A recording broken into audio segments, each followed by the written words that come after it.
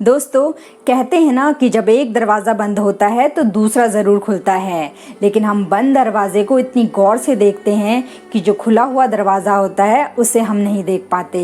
नमस्कार दोस्तों, स्वागत है आपका नेक इन इंडिया पर। मैं हूँ गीता राणा। अमित एक मिडिल क्लास फैमिली का लड़का था। वो बचपन से ही बहुत ही होशियार और आज्ञाकारी था, लेकिन जैसे ही उसने कॉलेज में एडमिशन लिया उसके बिहेवियर में सडनली चेंज आ गया। वो ना तो अब मेहनत किया करता था और ना ही अपने माता पिता की कोई बात मानता था। अब तो वो घर से झूठ बोलकर पैसे भी लेने लगा था। उसकी ये बिहेवियर देखकर उसके पेरेंट्स बहुत ज़्यादा चिंतित हो गए थे। तब उन लोगों ने उस बात का पता लगाया तो उन्हें पता चला कि अमित बुरी संगत में पड़ गया है।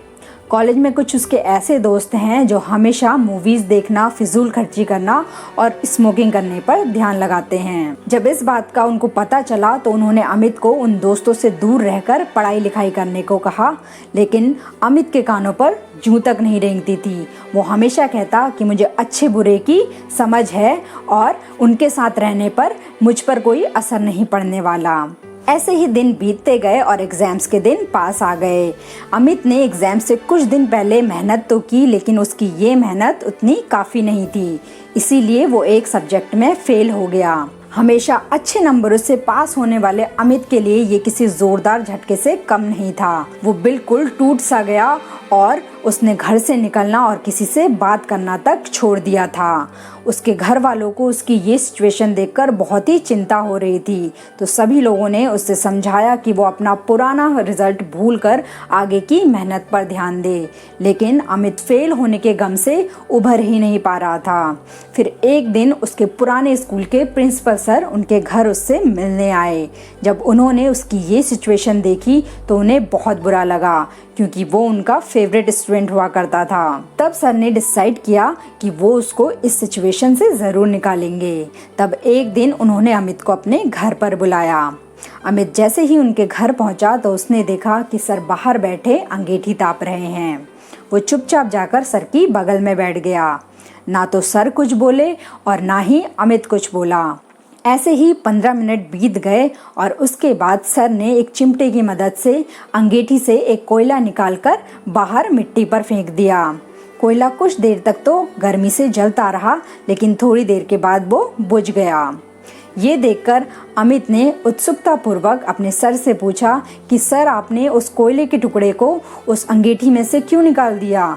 वो सभी टुकड़ों के साथ जल तो रहा था और गर्मी भी दे रहा था। प्रिंसिपल सर मुस्कुराए और उन्होंने अमित से कहा कि बेटा, कोयले का टुकड़ा थोड़ी देर बाहर रहकर बेकार नहीं हुआ है। लो, मैं इसे फिर से अंगीठी में डाल देता हूँ। और जैसे ही उन्होंने उसे अंगीठी में डाला वो फिर से जलने लग गया। तब प्रिंसिपल सर ने अमित को समझाते हुए कहा कि अमित, ठीक इस कोयले के टुकड़े की तरह ही तुम भी हो।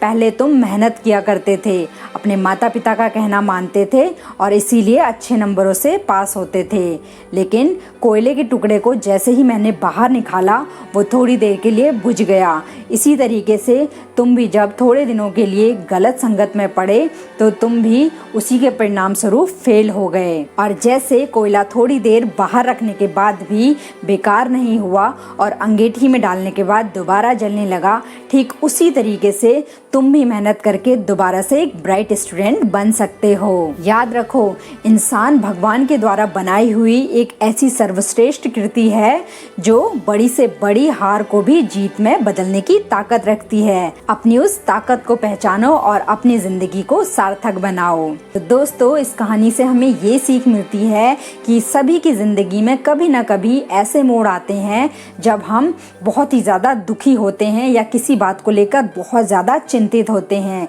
लेकिन इसका मतलब बिल्कुल भी ये नहीं है कि हम डिप्रेशन में चले जाएं या फिर उन चीज़ों से स्टिक होकर बिल्कुल किसी से बात ही ना करें। अगर आपको भी कभी ऐसा लगे तो अपने प्रियजनों से, अपने फैमिली मेम्बरों से या फिर अपने फ्रेंड्स से डिप्रेशन से बाहर आने का तरीका ढूंढिए, उनसे बात करिए, उनसे सजेशंस लीजिए। धन्यवाद दोस्तों। आई होप आज की हमारी ये मोटिवेशनल स्टोरी आपको ज़रूर पसंद आई होगी। तो प्लीज़ हमारे चैनल को सब्सक्राइब करना ना भूलें।